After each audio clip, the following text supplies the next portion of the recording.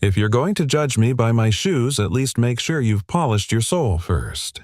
The words weren't spoken out loud, but Vivian Calvert thought them sharp dry and deliberately unsmiling as the hostess's eyes dropped from her windswept hair to the faded cuffs of her trench coat.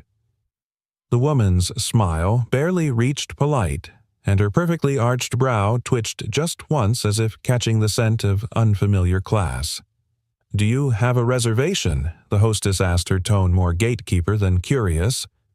"No," Vivian said, "but I believe your chef will want me to stay." That earned a longer one. The kind that measured intent as well as appearance. The kind that asked, "Who are you really?" Vivian offered none of the answers that could have cleared her path. No name, no business card, no indication that she was the woman whose signature graced the cornerstones of 48 real estate properties, including the marble entrance she'd just walked through. This wasn't her first test. It wouldn't be her last. The hostess tapped rapidly on her digital tablet, the tip of her pen clicking in annoyance. "We have a two-top by the kitchen," she said, emphasizing by the kitchen the way a realtor says cozy studio instead of tiny box. "I'll take it," Vivian replied. The Meridian table prided itself on elegance. Polished mahogany glass chandeliers like frozen fire-white linens so starched they could slice your palm. The kind of place where every glass shimmered with candlelight and every laugh sounded like old money. Vivienne didn't belong here tonight, not visibly. She'd traded her designer heels for scuffed boots, her silk blouse for something she bought in a pharmacy aisle in Skokie. Her hair was pinned back with a barrette too modest for a CEO, just right for disappearing. Everything about her presence said, "Don't look twice," which meant everyone was looking twice, except one man. He moved along the baseboards near the entrance, mop in hand, methodical as a metronome. He wore a gray uniform that had seen better decades, and his boots, like hers, had stories written in salt and time. His name tag read S. Trent. Nothing more. Vivienne noticed how he avoided eye contact, how he folded himself smaller as the maitre d' swept past. But what she really noticed was how his eyes flicked not at her but at the wine cart. Not at the glint of glassware but at the wine label being swapped. Quick, precise, unseen by anyone else. Except her. The table was predictably awful. Wedged between a service door and a column that seemed to echo every dropped fork. But Vivian didn't complain. She ordered simply a steak medium rare and a glass of Bordeaux from the 2016 Calvert Reserve, the label she herself had approved 3 years ago after visiting the vineyard in France. What arrived was not 2016, and it wasn't Bordeaux. She swirled it, watched the legs, tasted it. Something dry, too sharp, a lesser vintage A substitution. Mistake or fraud? She said nothing. That was the point. 10 minutes passed. Then 15. Servers came and went, some offering forced smiles, others avoiding her entirely. None of them noticed the janitor moving closer now, polishing a section of floor suspiciously near her table. Vivian opened her phone and pretended to text, all the while watching the man with the mop. He never glanced at her directly. Not even once. When the breadbasket was refreshed by a busboy, Vivian reached for a napkin, just as the janitor brushed past the corner of her table, slow and deliberate. There was a napkin tucked into the side of the wooden tray. Folded once neatly. Clean, but slightly firmer than the others. Her fingers closed around it like muscle memory. She didn't open it immediately. She finished her steak, asked for coffee, let time pass. Then, when the server turned his back, she unfolded it slowly beneath the table, heart beating just a little too fast. 3 lines, written in careful blocky handwriting. No signature. The wine you ordered was swapped. Kitchen staff isn't to blame. Check who approved shipment last Thursday. Vivian read it twice, then again. Not a phone number, not a complaint, not a request for money, a warning, from someone who shouldn't know. Her eyes lifted, scanning the room like a hunter. The janitor, Silas Trent, was gone. 15 floors above the Meridian table on the other side of the city, her executive assistant had once said, There's no one honest below middle management. Vivian hadn't believed her then. She was starting to now. The wine label had been switched deliberately. The kitchen staff, from what she had seen, were too busy and too scared to orchestrate a substitution like that. But someone had. Someone who thought no one would notice. And someone apparently had noticed. She picked up her glass again and sipped. Still bitter. Not the wine. The truth. Outside the restaurant, just beyond the halo of golden light cast by the front windows, Silas Trent wheeled his mop bucket across the sidewalk. His face unreadable. His shoulders slightly hunched, not from defeat, but from knowing what the world expected to see. Behind him, through the frosted glass of the restaurant's entrance, Vivian Calvert stood, holding a folded napkin. And 100 new questions. Vivian didn't sleep. Not really. She lay on the penthouse sofa of her downtown suite, still in the same thrifted coat and jeans from the night before, staring at the folded napkin she'd placed on the coffee table like evidence in a trial. Her glass of water stood untouched beside it, refracting city lights from 33 stories up. A siren wailed in the distance. Her phone buzzed with missed emails, dinner invitations, and one well-meaning message from her assistant. "How's the steakhouse? Ready to torch it?" She didn't answer. What she found at the Meridian table wasn't a fire to put out. It was colder, slower, and far more dangerous. A rot. By 8:08 a.m., Vivian was sitting at her corner office in Calvert Holdings, dressed this time in a fitted navy suit, hair pinned in its usual effortless elegance. The skyline behind her framed her like a queen at the edge of a chessboard. "Taylor," she said calmly into her intercom, "I need the shipping records from the Meridian table for last Thursday. Wine inventory only. No excuses." Her assistant, Taylor, paused on the other end. "Yes, ma'am." "Is this about the covert visit?" Vivian didn't reply. Silence in her world meant you're asking too many questions. Within 30 minutes, the file landed in her inbox. Vivian opened it with the precision of a surgeon. The invoice for the 2016 Calvert Reserve was there correct. The scanned signature of the general manager was there also correct. But the supplier, wrong. The distributor listed was Northwing Distributions, LLC, a name she'd never authorized. She picked up her phone again and dialed the head of her procurement division. "Calvert," the man answered, chipper and oblivious. "Didn't expect you this early. Have we ever worked with Northwing Distributions?" she asked, skipping pleasantries. No, that's not one of ours. I don't even think they're in our system." Vivian leaned back, eyes narrowing. "They are now." By mid-morning, the pieces were beginning to align in troubling ways. The distributor was real, but barely. Registered to a P.O. box in Aurora, Illinois. No website. No public-facing contacts. And, according to state records, it had only been operational for 6 weeks.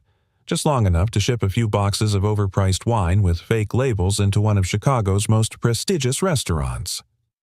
Her restaurant. Vivian closed the file and laid out a slow breath. She could handle corruption. She could fire incompetence. But this was deeper. Someone had built a hidden channel into her empire and she hadn't seen it. That made her furious. And yet beneath the fury, something else stirred. A question she couldn't shake. How had the janitor known? She returned to the Meridian table that evening. This time, not in disguise. Her driver opened the door and the valet nearly tripped over himself. Inside, the hostess recognized her immediately and turned white. "Ms. Calvert." "Welcome, if we'd known." "You didn't need to know," Vivian said. "Is Gregory in? I'll get him right away." Gregory Finch, the general manager, approached moments later, all polished teeth and cologne. The man moved like a politician, hands-open, voice smooth as velvet. "Ms. Calvert, what an honor. To what do we owe?" "Where's Silas?" she cut in without emotion. Gregory blinked. Silas, the janitor. Older, wears steel-toed boots and avoids eye contact like it's contagious. Gregory laughed too loud. "Ah, Trent. He's just cleaning back by the rear exit. I'll grab him if you'd like." "No," Vivian said. I'll find him myself. Gregory hesitated, smile faltering. Of course. Allow me to escort, I said no. There was a flicker of something behind his eyes. Not fear, not anger. Control. The kind of control that doesn't like being questioned.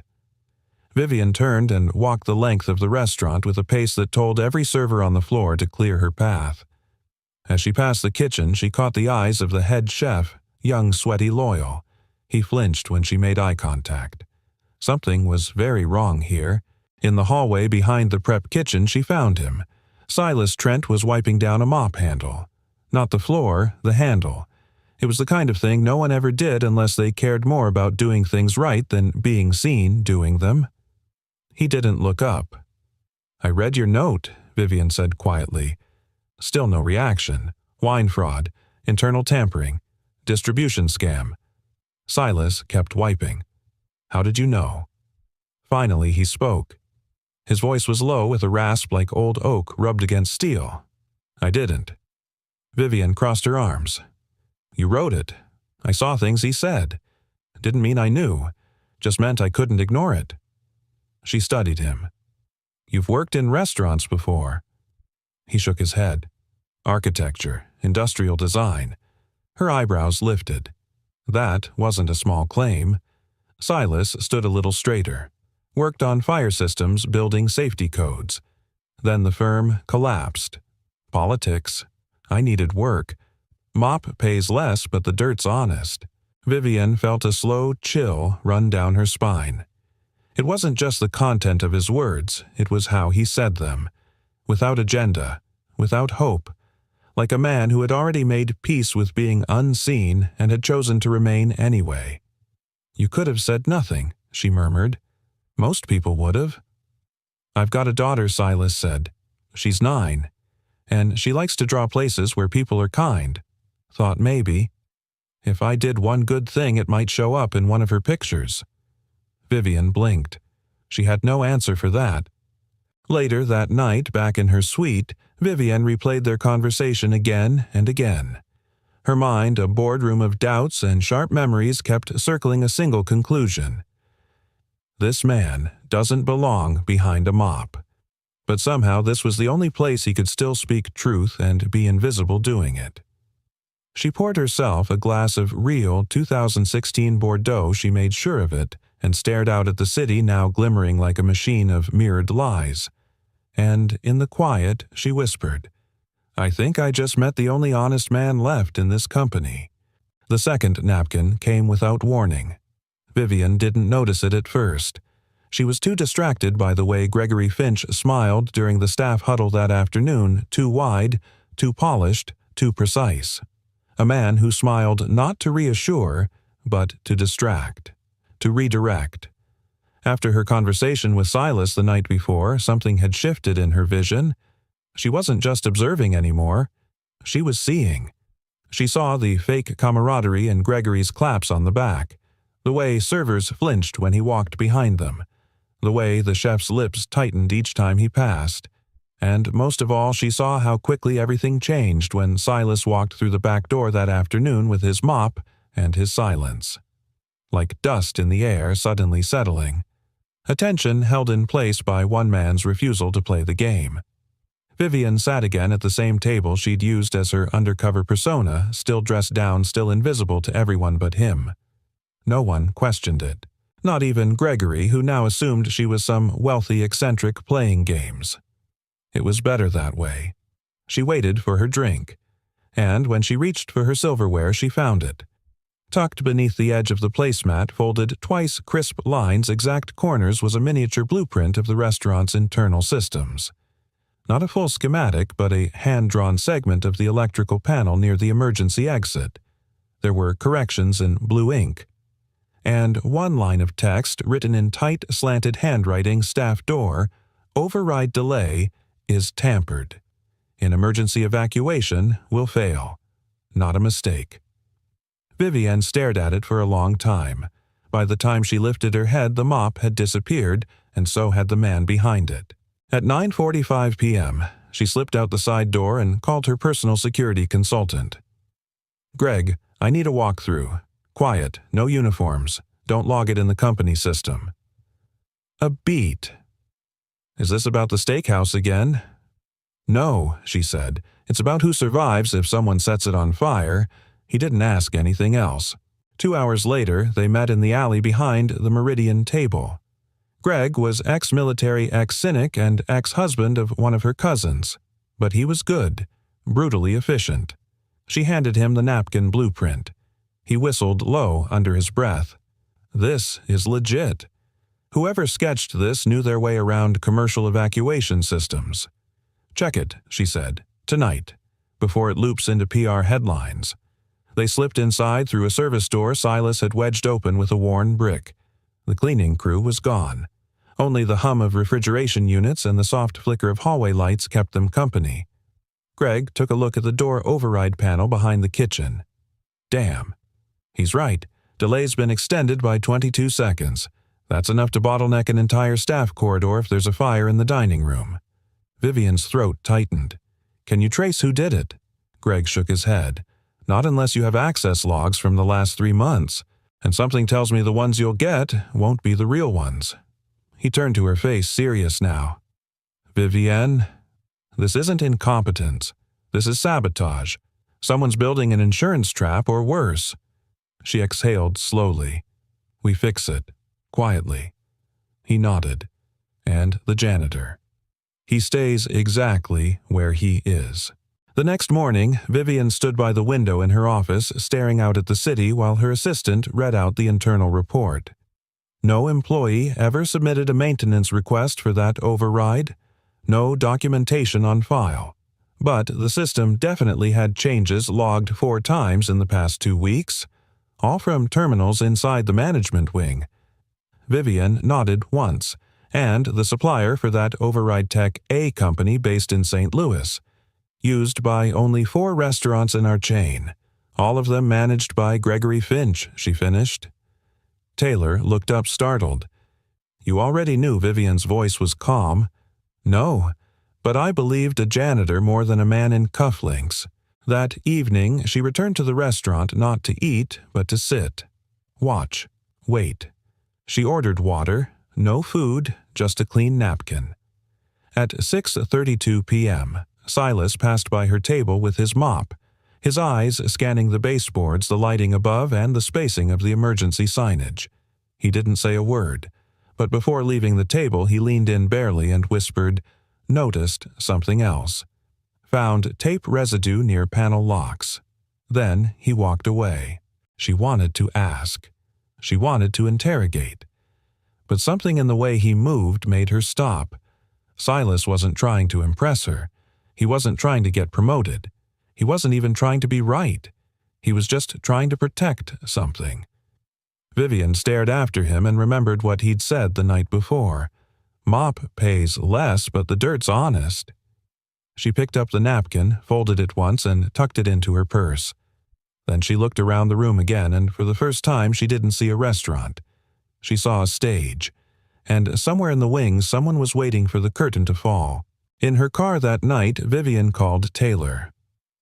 I need access to all employee contracts Gregory Finch has signed in the last 60 days. Hiring vendors, everything. Yes, ma'am. Anything else? Vivian paused, then added, and pull Silas Trent's file. Taylor hesitated. There isn't much on him. Basic wage, no references. Just one line in his original application that stood out. What line? Taylor read it slowly as if double-checking the phrasing, I clean what others leave behind. Vivian smiled. Tell HR I want to increase his hours, and double-check who's been watching the cameras lately. That night, as she finally lay down in bed, Vivian placed the second napkin beside the first. 2 pieces of paper. 1 broken system. And somewhere at the center of it, a man with calloused hands, steel-toed boots, and a blueprint mind was quietly cleaning up the mess everyone else pretended wasn't there. She turned out the light and whispered to the darkness, I don't think he's just a janitor anymore. The first time Vivian saw her, the little girl was humming. Not loudly, just a quiet tune under her breath like she was stitching the notes together with crayon strokes. She sat on a milk crate in the back hallway near the employee locker's legs, dangling and swinging softly, a sketch pad balanced on her knees. A security badge lanyard hung loosely around her neck, one of the old ones faded, laminated, clipped backward so the barcode showed. It looked like a child's idea of a disguise, but what startled Vivian wasn't the child herself. It was who she was humming to. Silas. He knelt beside her, tightening a valve on a mop bucket, his expression calm. Not a smile, not even a glance. But something about his presence, the stillness, the gravity, made the hallway feel more like a cathedral than a restaurant's back corridor. The girl didn't seem to notice Vivian approaching. "I made her neck too long," the child murmured, tilting her head. Silas didn't answer, just gently turned the page. Vivian cleared her throat. The girl looked up. Her eyes were wide, the same clear gray as fog over a lake at dawn. She couldn't have been older than 9. "Oh, hi," she chirped. "You're the lady who always sits alone." Vivian blinked. Yes. I suppose I am." "I drew you." The girl flipped the sketch pad around with both hands proudly. Vivian leaned down. There it was, her. The figure in the drawing wore a coat, 2 large sunglasses perched in her hair, one hand resting on the table, the other holding a fork. But it wasn't the detail that struck Vivian. It was the eyes. In the drawing, her eyes were watching something. Or someone. She glanced at Silas. He had returned to adjusting the mop handle, unfazed. "She draws what matters," he said quietly, "even when no one's looking." Vivian looked back to the girl. "What's your name?" "Ellie," the child beamed. "My dad says names aren't as important as how you use your voice. I'm still figuring that part out." Vivian smiled, despite herself. "Your dad's a wise man." Ellie nodded. "He says I got my crayons and he's got his silence. We both draw what others ignore." Vivian stood there for a long moment, feeling something shift in her chest. A thread pulling taut, quiet, invisible, undeniable. Ellie flipped another page and murmured, "I don't draw liars, just people who feel kind of true." Vivian glanced once more at Silas, who finally met her gaze, and in that single look something passed between them. A recognition, not of roles or status, but of weight, of what it meant to carry truth alone. Later that night, Vivian returned to her table in the dining area, her usual, now apparently. It had become the unspoken ritual. She would order something small tonight, just a cup of lentil soup, and wait. She didn't expect anything, but she hoped for something. When the napkin arrived, folded again this time, tucked beneath the bread plate, it felt like an echo, like someone whispering through walls. It wasn't a blueprint, it was a sketch. The same drawing Ellie had shown her, but redone. Cleaner, inked in black lines, framed within the edges of the paper like a page from a graphic novel. Only now in the sketch, Vivian's gaze wasn't on the table. It was turned toward a man in the distance, mopping the floor. The caption underneath, written in looping, careful handwriting, "Sometimes silence sees more than speech ever hears." She felt the breath catch in her throat. Across the room, Silas was adjusting a wall sconce with a screwdriver. Just slightly, barely noticeable, but enough to change the light's angle, enough to make shadows fall differently. At closing time, the manager was holding a staff briefing. Gregory Finch stood stiffly in front of the group like he was hosting a press conference. "We're cutting overtime hours for non-service roles. Cleaning staff will rotate to part-time shifts. It's a numbers thing. Corporate audit coming." No one clapped. Silas stood in the back still, not blinking. Vivian, seated in the shadows by the bar, watched the room. No one looked at Silas, except Ellie, who peeked out from behind a tray stand, biting her lip. Vivian stood. "Excuse me," she said, her voice sharp enough to slice the room open. Gregory turned, startled. "Can I help you miss your audit?" she said coolly. "When's it scheduled?" He blinked. 2 weeks from today." "Why, I'd like to see the books," she said, crossing her arms. "I'm a freelance consultant in compliance auditing. lying technically, but not entirely. Vivian Calvert had consulted on more than a few hostile takeovers. Gregory shifted uncomfortably. That would need corporate approval. "I already spoke to someone higher up," she cut in, "just waiting for their signal." Across the room, Silas's eyes met hers again. This time, she didn't look away. She held the gaze until the silence turned heavy enough to bend the air around it. Then she walked out, leaving the folded sketch on the front counter like a signature. In her private car that evening, Vivian stared at the sketch again. It was imperfect, unrefined, but it told the truth, not just about her, but about the man who kept returning each night not for money or recognition or survival, but for something smaller, softer, a girl who waited with crayons, a job done well even when no one thanked him, and a mission that had no audience but the conscience. She touched the edge of the drawing and whispered, "He's not cleaning floors. He's mapping rot, and rot never sleeps." Vivian Calvert never carried cash, not because she thought herself above it, but because she didn't believe in small gestures done half-heartedly. So when she asked the bartender for change, 5 crisp $100 bills, she knew exactly what she was doing. Her dinner that night was meticulously planned. Wagyu, filet truffle butter, vintage Pinot Noir. Nothing subtle. Everything loud enough to be noticed, including the price, $814, $229, with tax. She signed the check. No tip. Not a single dollar left on the leather folio. Instead, she slowly slipped on her coat and walked out with all the calculated aloofness of a woman who believed the world owed her something. She didn't even look back. But she was watching. Through the reflection in the glass. Through the security feed rerouted to her phone. Through the tension in the air tight like a string pulled too far. Would he take the bait? Would Silas respond? 10 minutes later, Vivian slipped into the empty alley beside the restaurant, pulling up her hood against the cold. The wind was sharp tonight, slicing between the buildings like a whispered warning. She reached into her coat pocket and unfolded the paper napkin she'd tucked away when the hostess wasn't looking. Not the one from dinner, but the one slipped between the folds of her chair cushion. A different paper, thicker, embossed with faint initials CH on it, 3 lines handwritten in tight, angular script. "They're watching who you tip. The receipt is being photocopied. Be careful." She stared at the words until they blurred. It wasn't just what the note said. It was what it meant. Someone was watching her. Someone wasn't just manipulating supply chains or tampering with emergency systems anymore. They were monitoring her. And Silas knew it. Inside the restaurant, Silas kept mopping the same square tile slowly, rhythmically, as if the floor held secrets that could only be released through repetition. The manager passed by, clipboard in hand.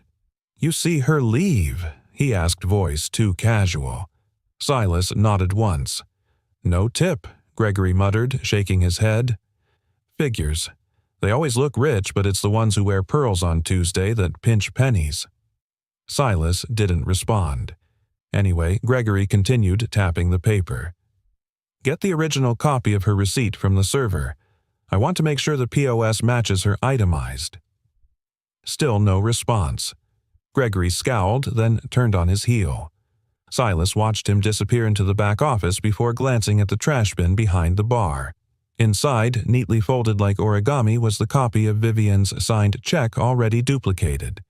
She hadn't even touched her wine. Smart. Later that night, Vivian sat cross-legged on the floor of her penthouse suite, her laptop casting a pale glow against the dark windows. The city buzzed below her, but her attention was locked on a single screen. Security footage. Meridian table, 9:42 p.m. She watched the feed from her hidden access line, eyes narrowing as the cursor slid back and forth over the timeline. Every table was visible, every guest accounted for, until a blip. Just 2 minutes. Silent blackout. Table 9, her table. The footage cut, jumped, resumed. 2 minutes gone. No technical error, no camera reposition, just clean erasure, deliberate. She leaned back, pulse rising. Her instincts weren't just whispering, now they were screaming. Someone had eyes on her, and someone else had her back. She looked down at the napkin again. Be careful. Who was this man? How did a janitor spot poisoned wine, altered ventilation systems, and receipt tampering? And more urgently, why did he care? The next morning, she called a name from her past. Alexei, I need a favor. Her old investigator from the Calvert Holdings M&A days answered with a cough. You're not in legal trouble, are you? Not yet, Vivian muttered, but I need you to dig into someone. Competitor A. Janitor. Silence. Okay, Alexei finally said, now I'm interested. That night, Silas didn't look up when she returned. He was wiping the edge of the hostess stand motion deliberate. Vivian passed him without a word, but her footsteps slowed slightly as she neared. She dropped her coat on the same chair, ordered nothing, and sat with her arms folded. Silas glanced toward her only once. That was all it took, because between them, unseen by any camera, unnoticed by any server, was a quiet understanding. He would keep warning. She would keep watching. And together they were drawing closer to a truth no one else dared touch. In the break room, Ellie sat sketching again. But this time her crayons weren't swirling rainbows or playful portraits. She was drawing locks. Big ones. With numbers. With keys shaped like teardrops. What's that? Asked an off-duty busser walking by. Ellie looked up. It's a door you can only open when you tell the truth. The busser blinked. Oh, like a riddle. No, Ellie said softly, going back to her page. Like a test. In her penthouse, Vivian stared out the window. Chicago pulsed below, bright alive, indifferent. But somewhere in the maze of streets and steam, a man with a mop and a silent past was watching the cracks in her empire. And sending messages not with whistles or sirens but folded paper. Tidy, clean. Just like he kept everything else. The cleanest hands don't wear gloves. They hold the truth and wipe the lies. Vivian wasn't sure where the war had started, but she knew now who would end it. You've been awfully quiet, Mr. Trent. The office door clicked shut behind Gregory Finch as he leaned against the mahogany desk arms, folded a slow, smug smile spreading across his face. Silas didn't respond. He stood in the center of the room, hat-in-hand posture, calm but alert, like a man waiting for a storm that had already begun to rumble. Finch circled him like a wolf convinced its prey wouldn't bite back. You know what your job is, don't you? Finch said. Mop the floors, dump the bins, stay out of the way, not whatever it is you've been doing lately.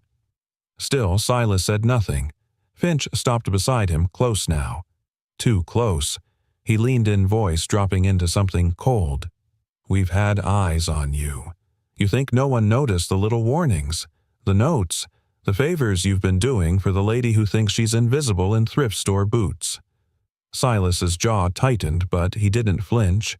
Finch stepped back with a scoff. You janitors. Always dreaming of being something else. Always thinking a mop is a sword if you hold it right. He walked to a drawer and pulled out a piece of paper, an official HR warning already signed. Here's how this goes, Finch said.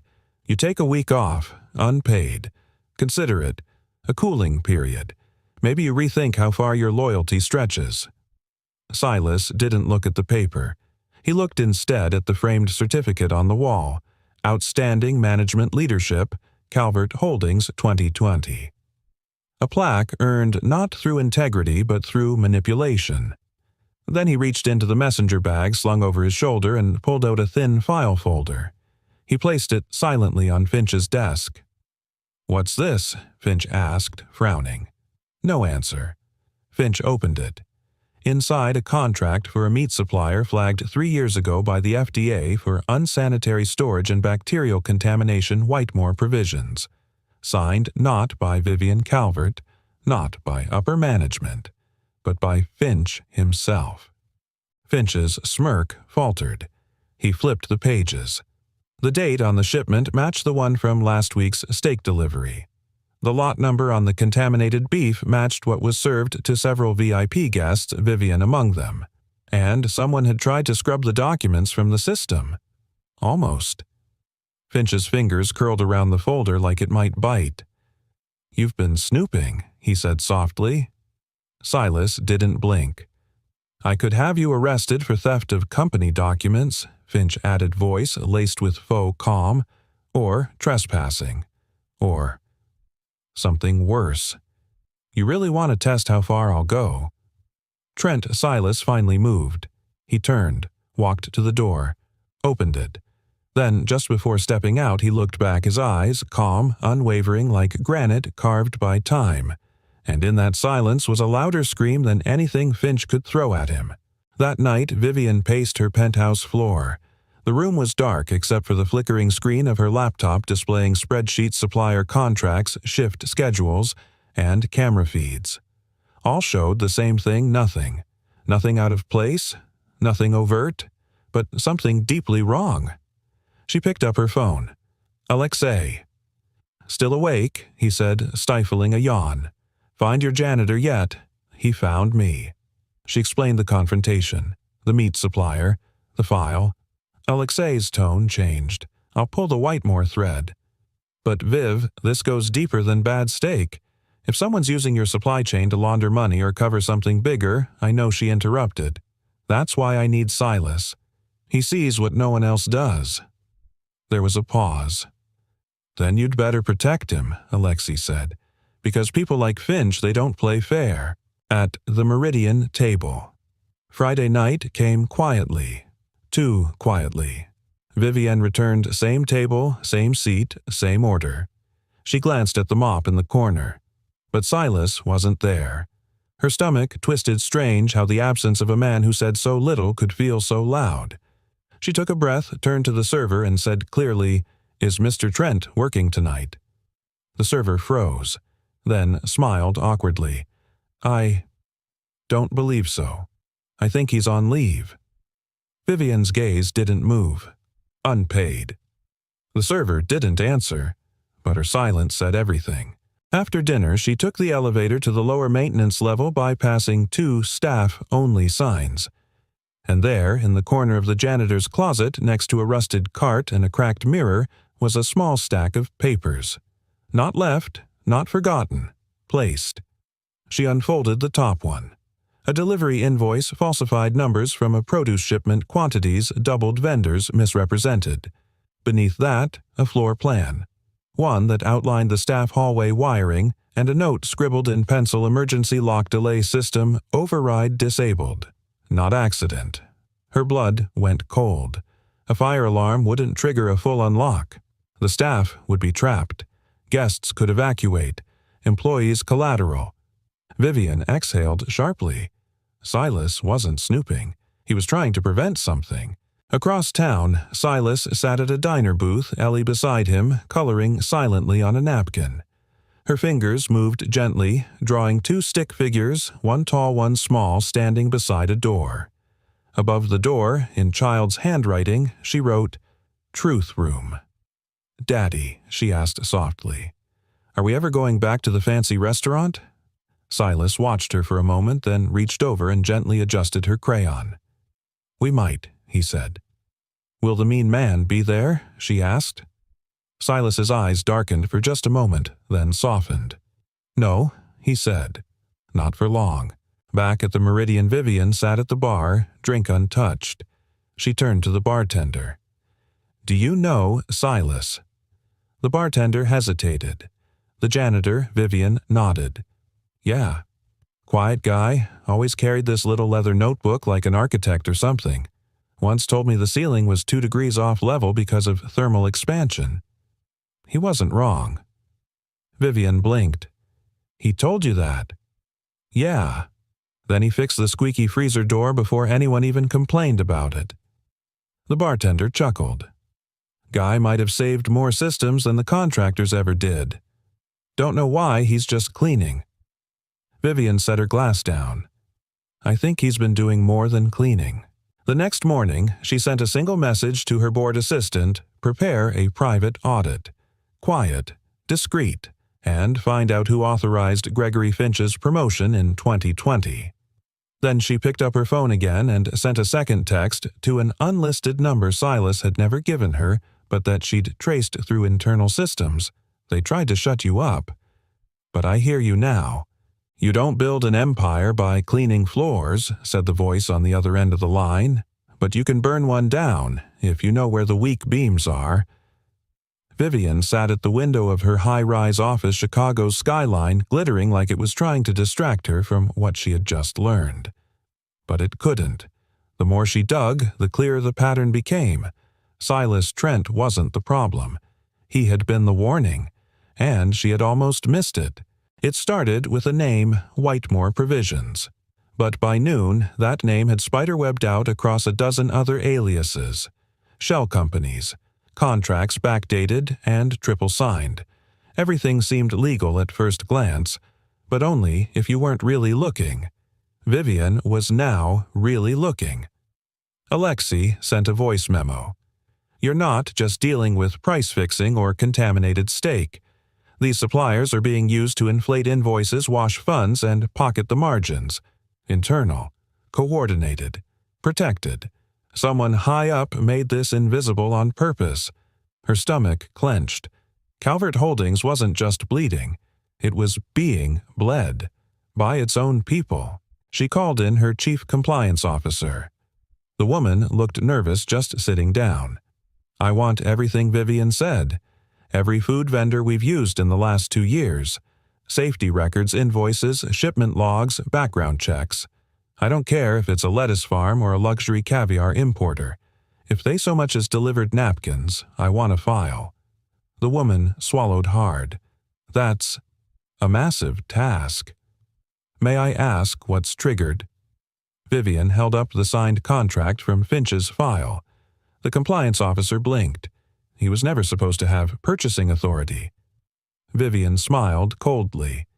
Yet, here we are. Later that night, she sat alone in her apartment. The lights dimmed a tumbler of untouched whiskey sweating against her palm.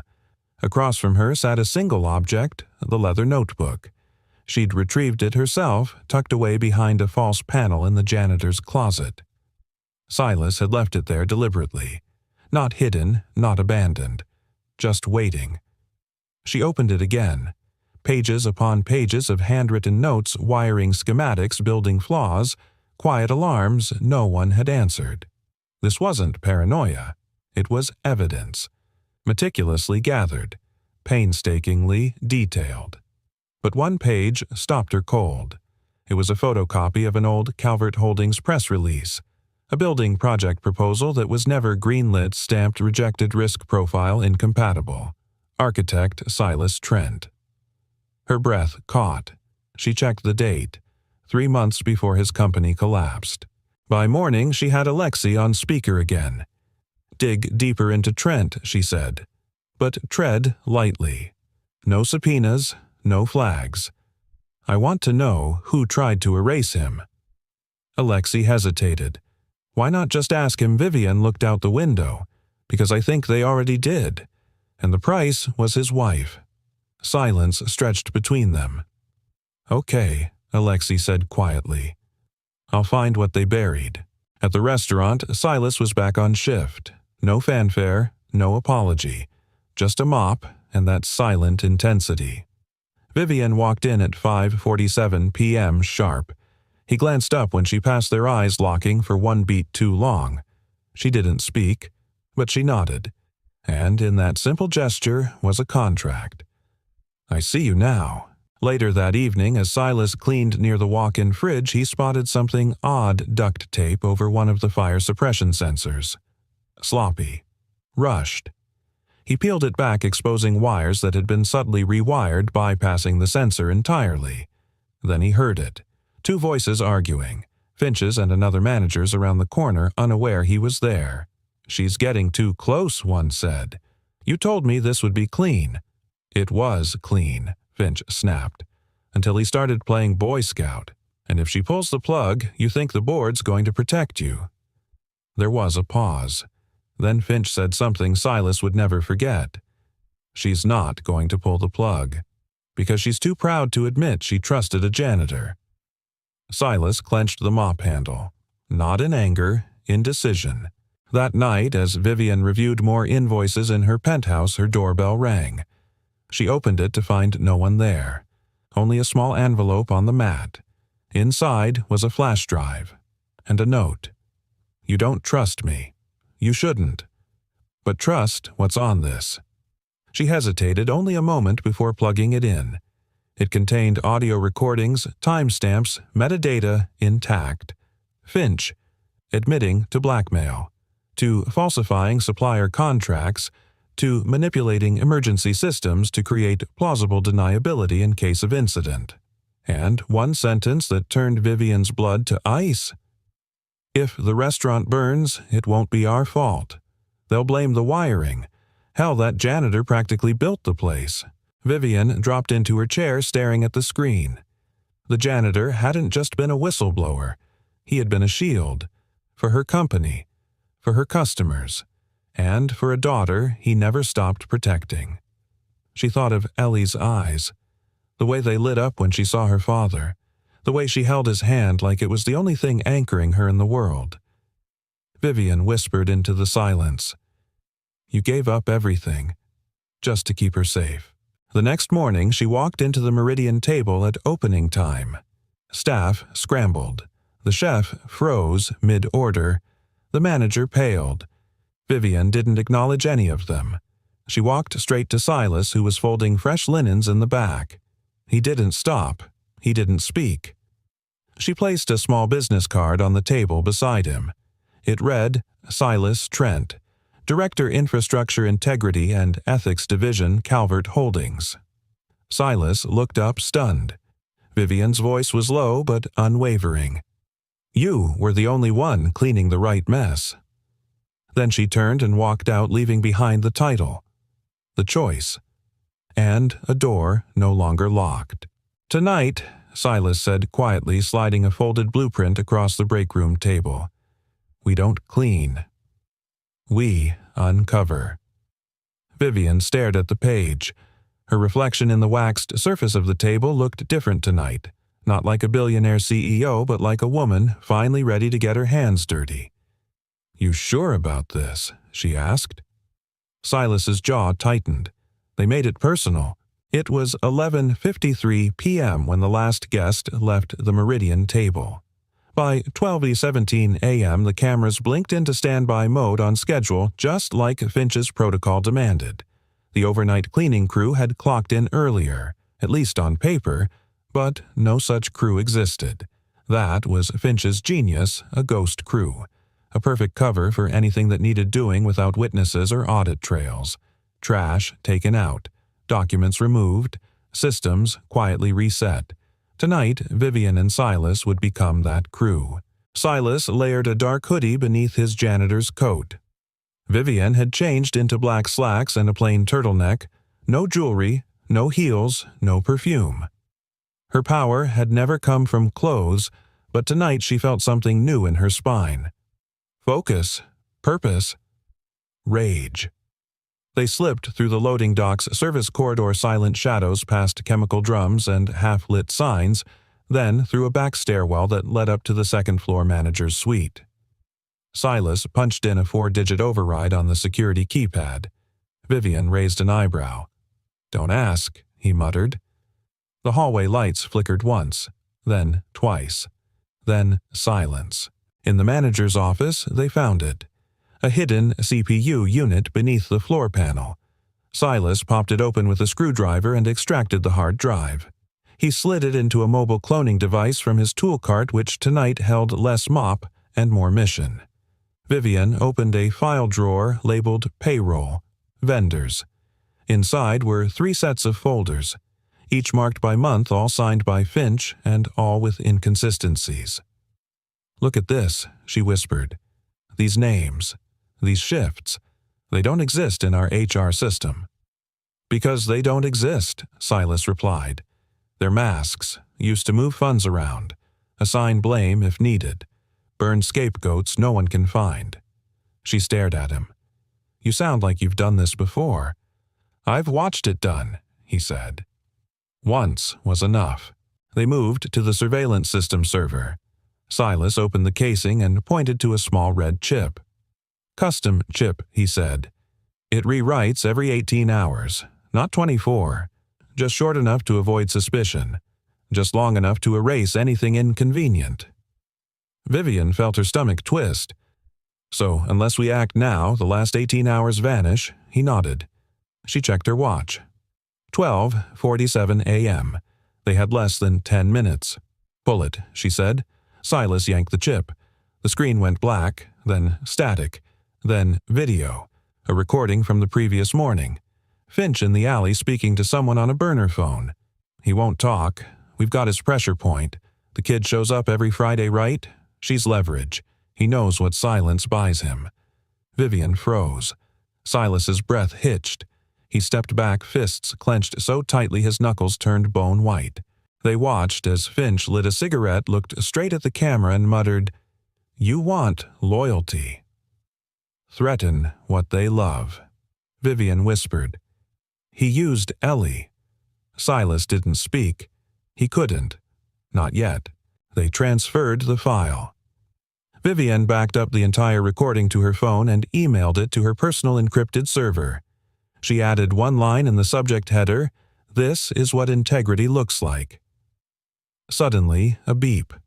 A door opened downstairs. Footsteps. Vivian and Silas locked eyes. "Cleaning closet," he mouthed. They darted in, pulling the door shut behind them. Silas flicked off the light. A sliver of hallway brightness slipped under the door. The footsteps approached, then paused. A man's voice. Low. Confident. "Finch. You left it open, idiot," he barked at someone. "If Vivian finds this place unlocked." Another voice. "No one saw anything." The system looped. A pause. "She's asking too many questions," Finch muttered. "We need to tighten the leash. Maybe bring the kid in for a tour. Remind him what's at stake."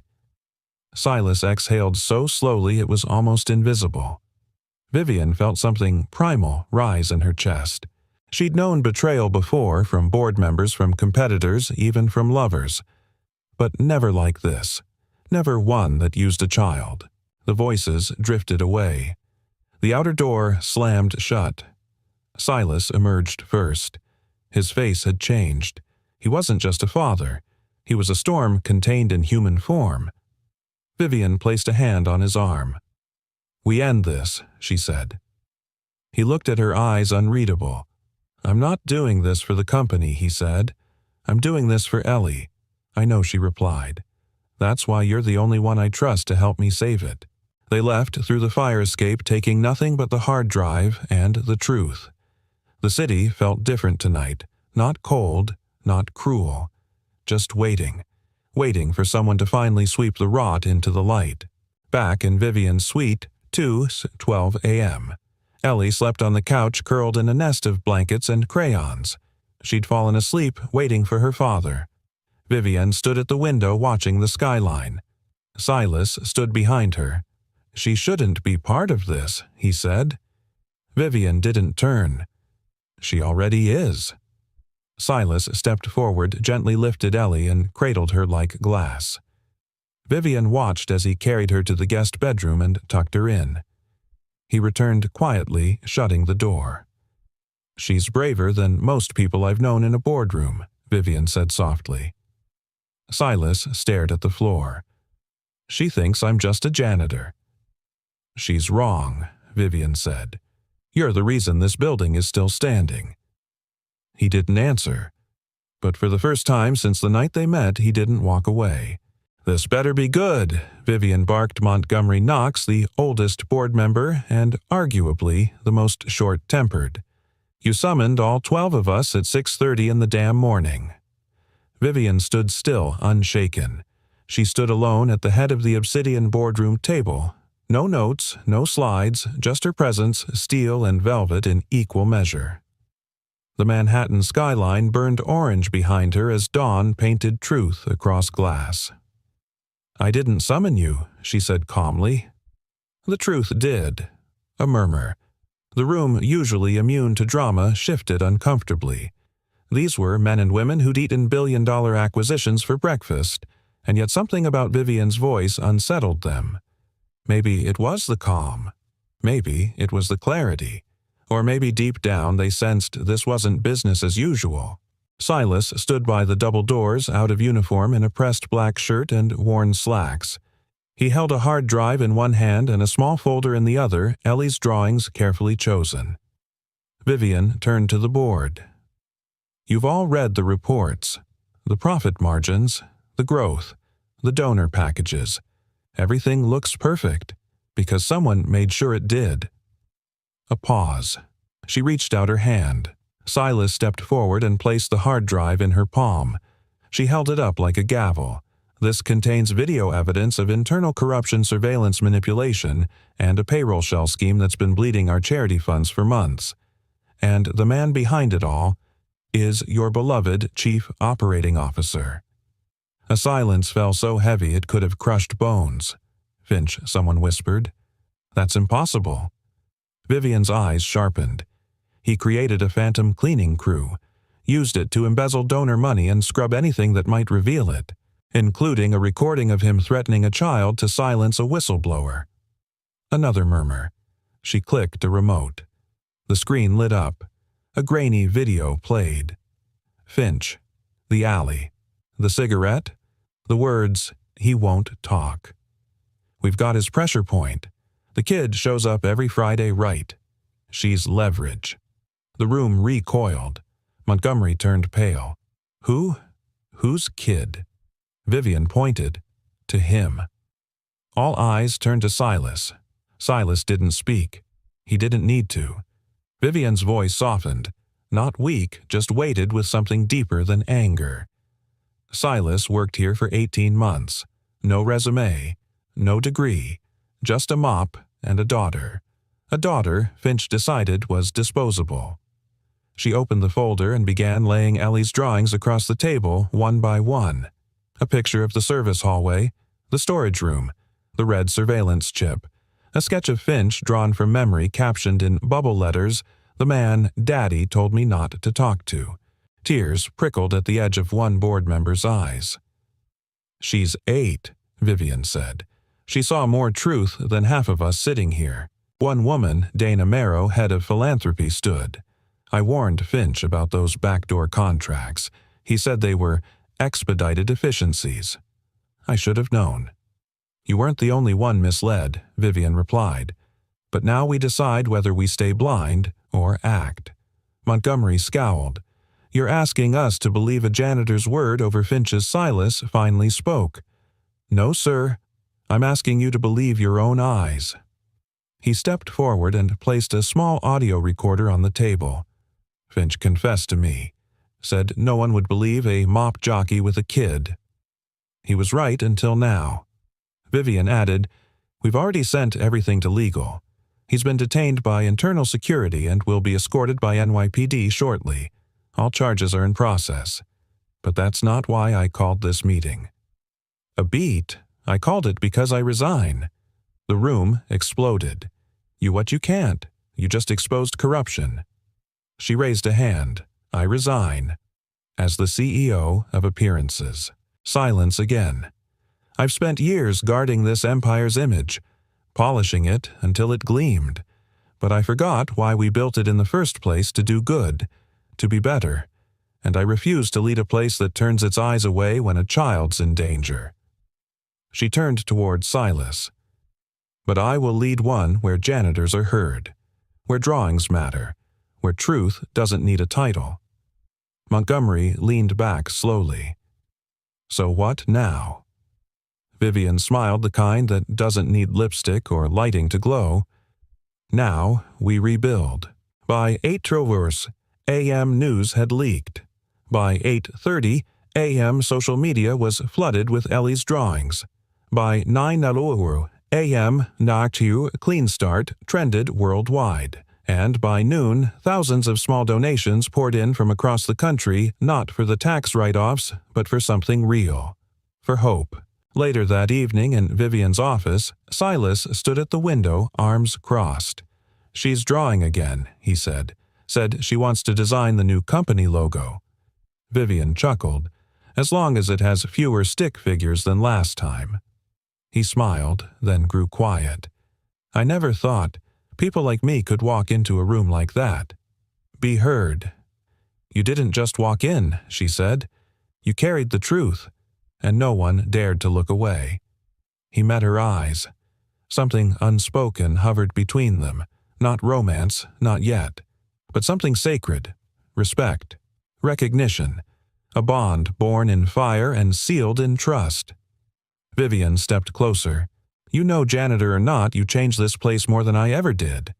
And you changed me, he said quietly, made me believe again, in what he hesitated, that the truth still matters. The cleanest hands in this company were never in the boardroom, they were holding a mop. The press room and Calvert Holdings had never been this silent, not when quarterly profits soared, not when new real estate ventures were announced, not even during the acquisition of the Lenox properties in downtown Manhattan. But now every breath, every camera flash, every shuffling footstep seemed to hold its breath for the man stepping through the side door, not in a suit, not with a title.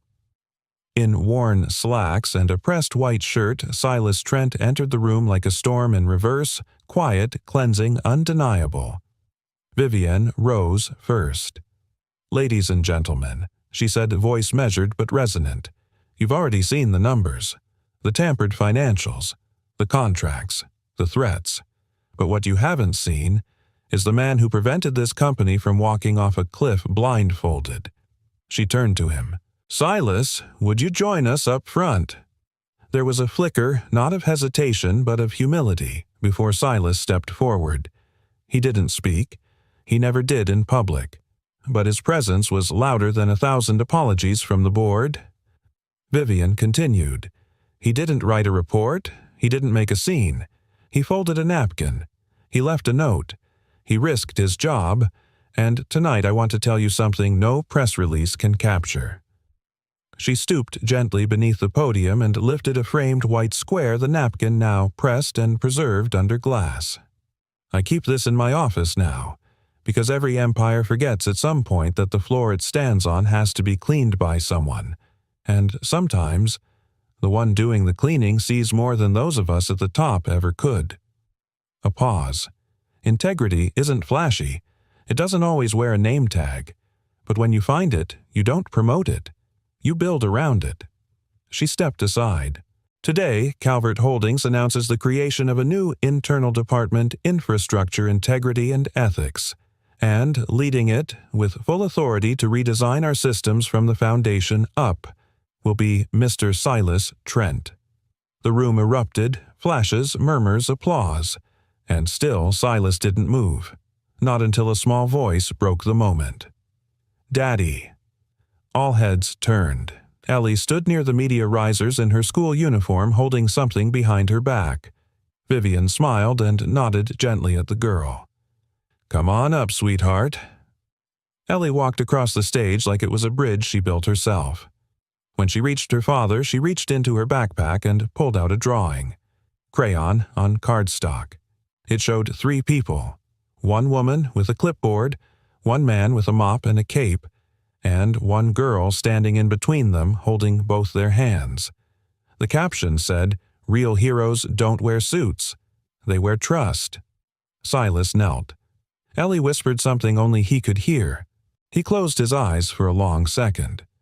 Then, for the first time since he was escorted out of his former firm 7 years ago, Silas stood before a crowd and spoke.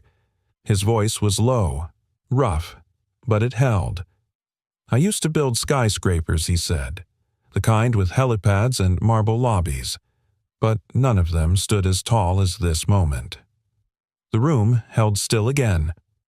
"I lost everything because I raised a red flag once. People told me to stay quiet, said the system would correct itself. It didn't."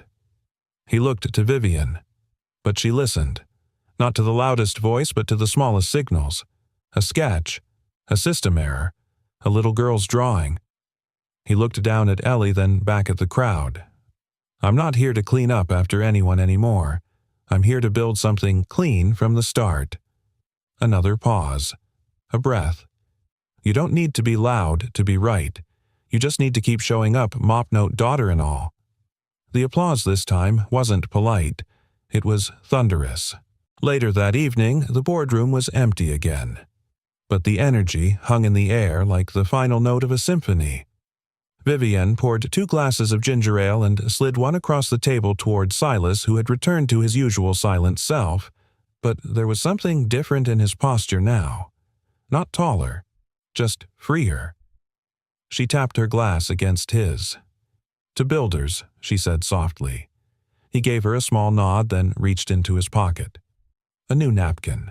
Folded carefully, he slid it across the table. Vivian unfolded it and read aloud. Clean doesn't just mean tidy, it means honest. She looked at him, eyes glinting with something deeper than admiration. "You know," she said, "you've changed the way I see this company."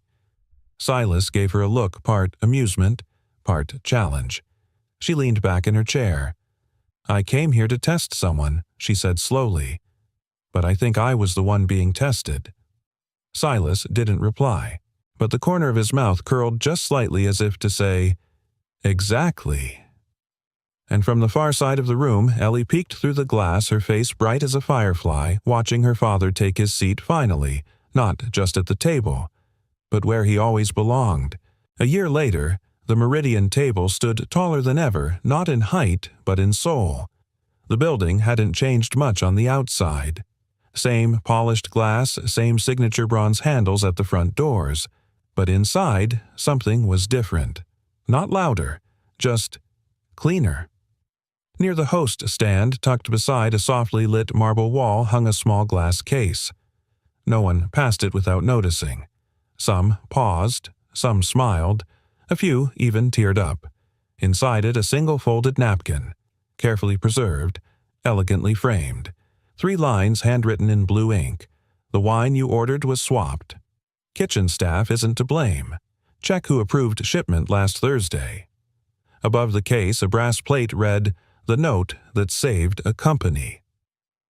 Integrity isn't loud, but it always leaves a mark. That corner came to be known as the Corner of Honor. Staff touched the frame before every shift like a ritual. Guests whispered about it like a legend.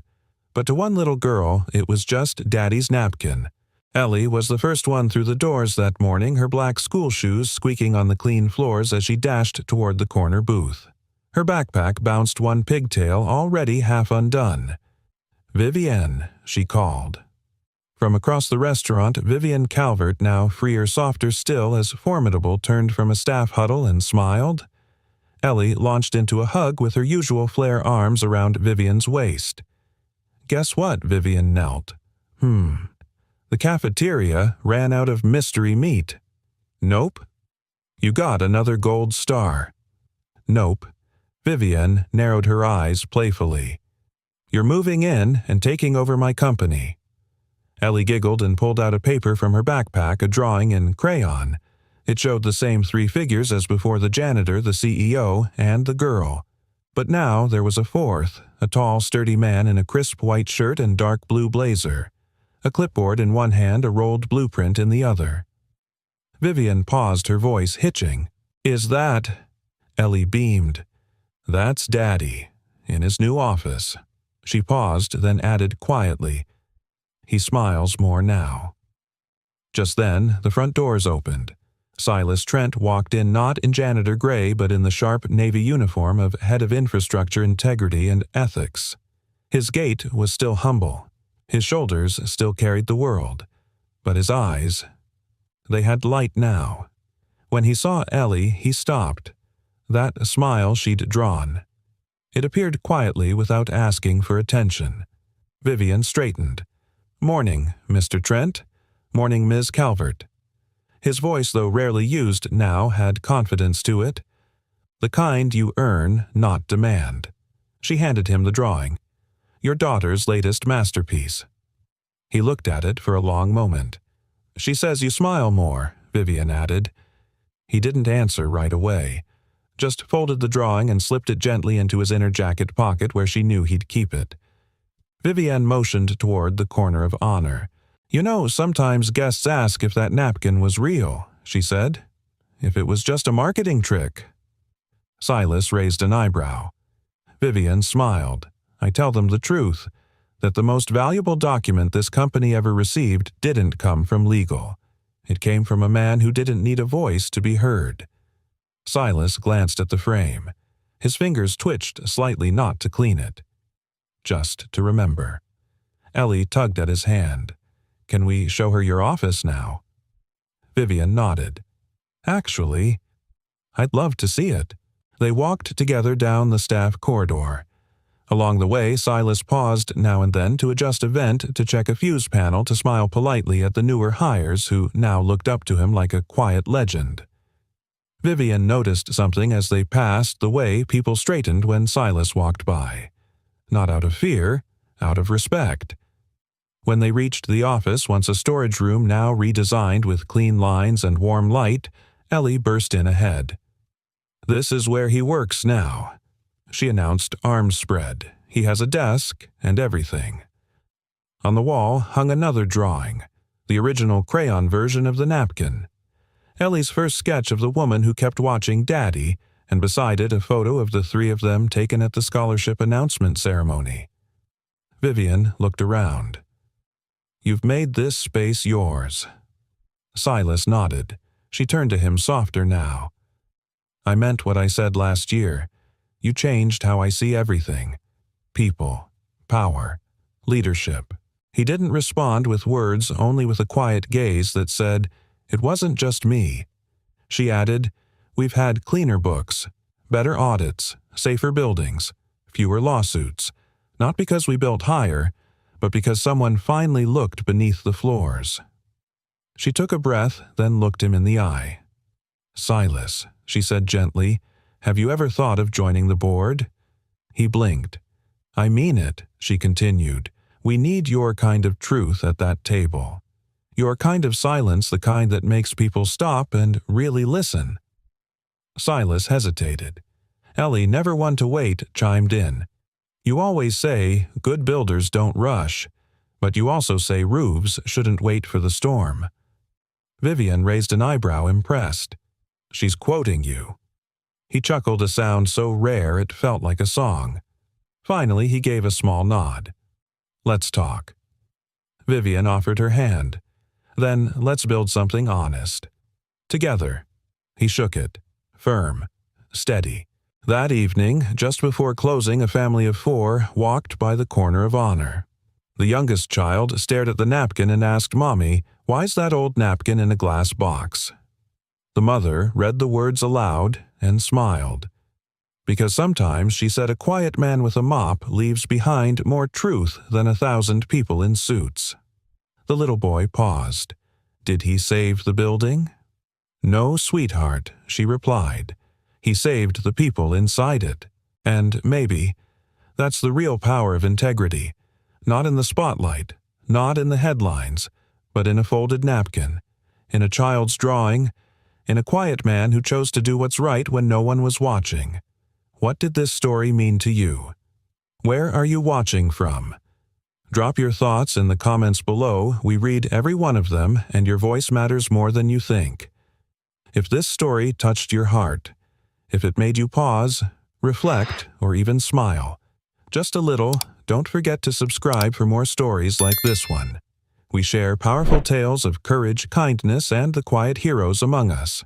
And you're already part of this journey. Thank you for spending your time with us today. Until next time, stay kind, stay curious, and never underestimate the power of one quiet act.